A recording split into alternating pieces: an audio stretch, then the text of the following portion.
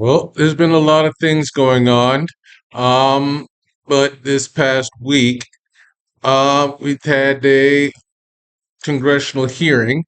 Um, and I guess the president thought it was going to go in their favor, but it was a clown show. It was a complete and total disaster for the Republicans, um, where Bondi uh, was completely and totally unprepared.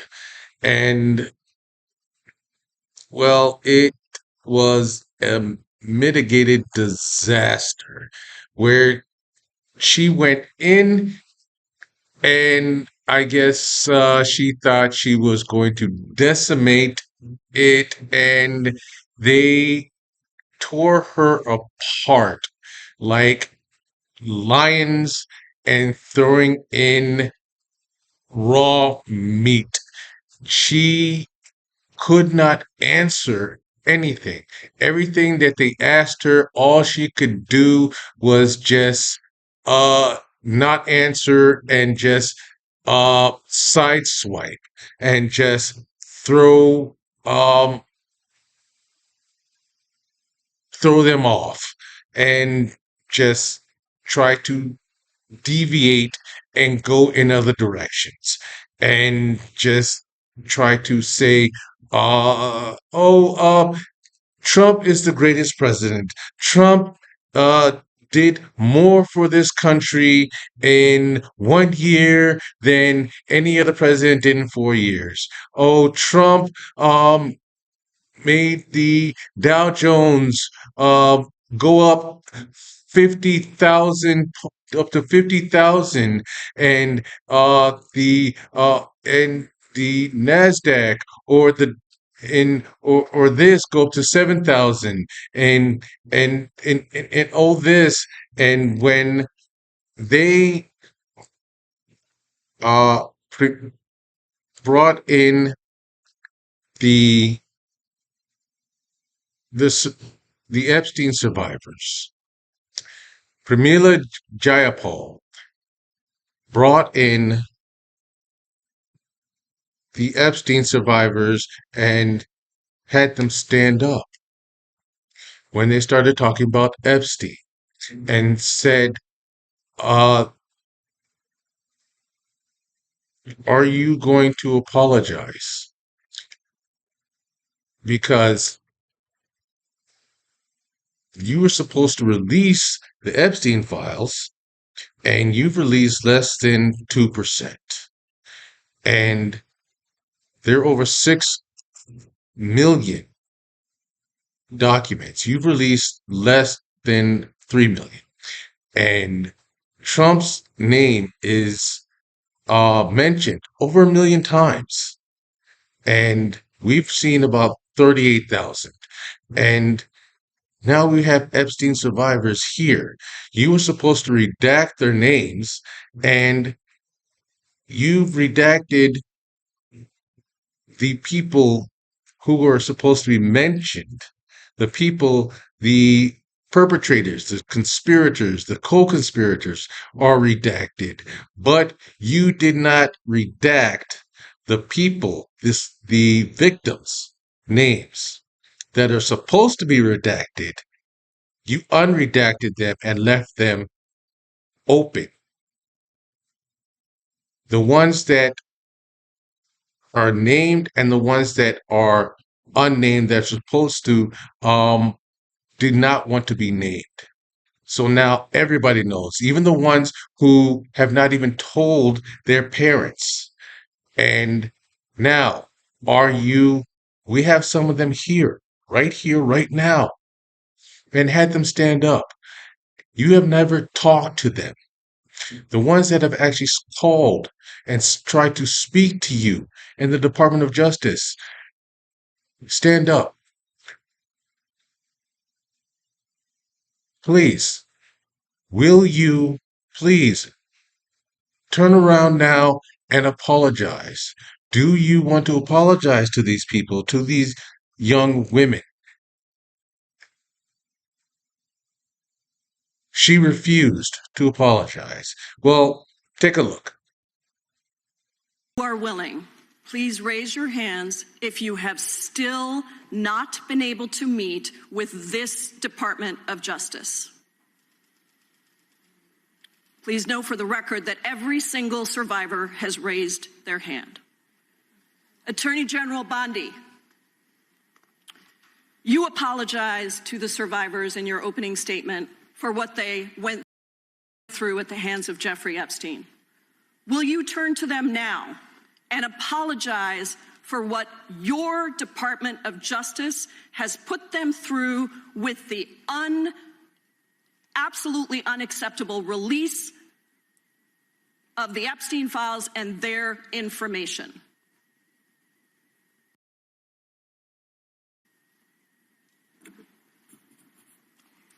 Congresswoman, you sat before Merrick Garland sat in this chair twice.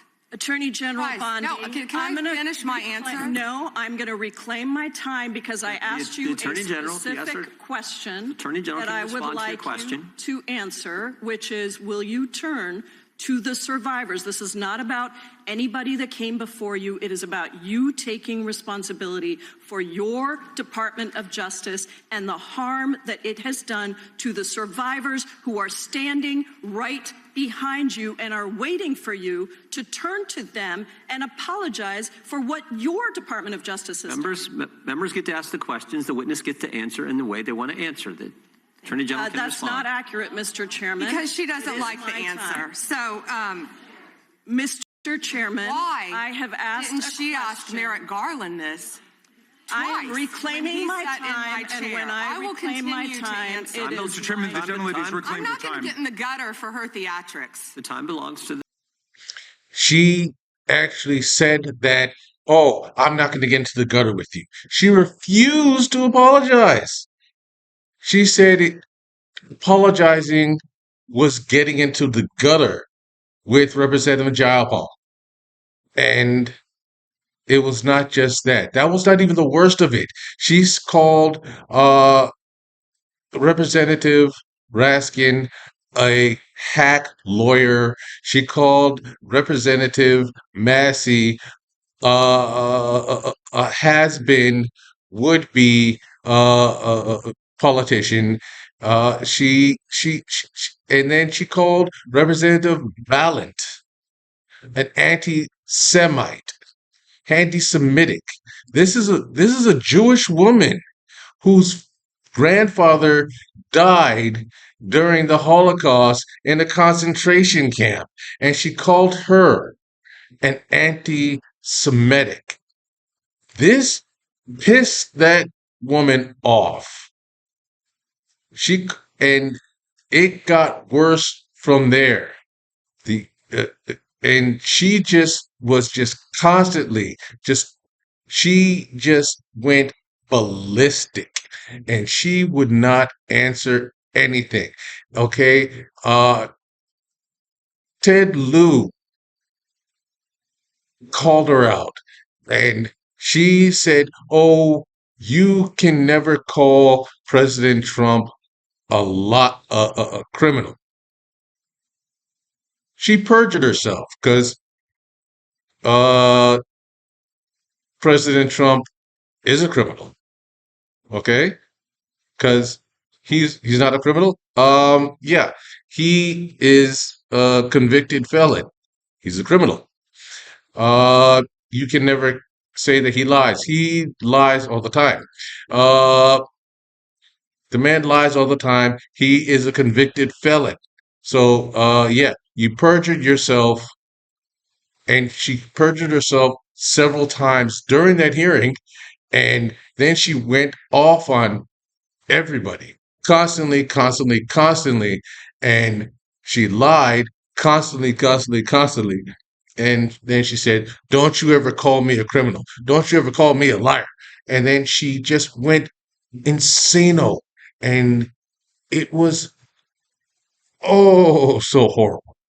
And they told her, they showed her videos and said, listen, Nagu said, listen, you pretty much have options here.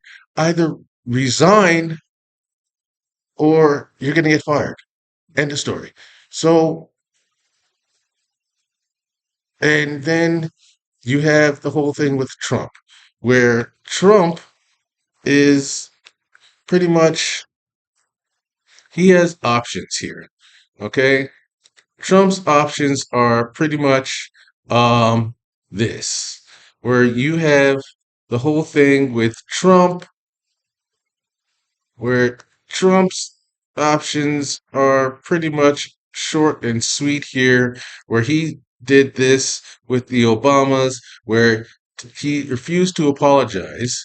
Where, you see this here, he refuses to apologize about the postings for the Obamas, and uh, where Bill Cassidy thinks that everything that he did was okay and fine. And um, his his errand boy Tim Scott praying that it was all fake, and but saying the most racist thing I've ever seen out of the White House. The president should remove it. Well, you know what, Tim, you're the token black guy for the White House.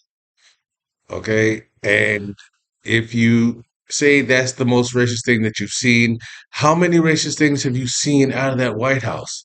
Tim, Timmy, Timmy, Tim, Tim. And you see MS now is saying, okay, he's refusing to apologize. But Bill Cassidy says, thank you, President Trump, for taking it down. The post about the Obamas, he made the significant inroads for the outreach of African Americans. Yeah, right. Um, his post sent the wrong message, despite how it may have been originally intended. I don't know what the hell you're thinking, you racist schmuck from Louisiana, Tim. Um, but he did not do anything for Americans, but he thinks he does. Because he's constantly saying, I've done more for the black people than any other president, but he is wrong. So just no. But one thing that he has done is now he thank you, Minnesotans, people. You have done one thing with your stand up or stand aside. You have stood strong and you have shown him the way of the American people. We are strong and mighty that he has finally seen. He cannot trample, and he has finally decided to pull the National Guard out of the cities, out of the states, and bring them down. No more National Guards, federalized National Guards out of duty. No more National Guards in American cities, and pull them off the lines. Way to go, Minneapolis. Way to go, Minnesota. Yes, you have done your duty. If you like my videos, please like, comment, share, subscribe. SJ, Laws, and more. You can also see me here. You can email me, sjlawsandmore@gmail.com. Please comment. I love comments. Please share me. You can see me on Facebook, LinkedIn. Sorry, not LinkedIn. Facebook, TikTok, and Instagram. Thank you.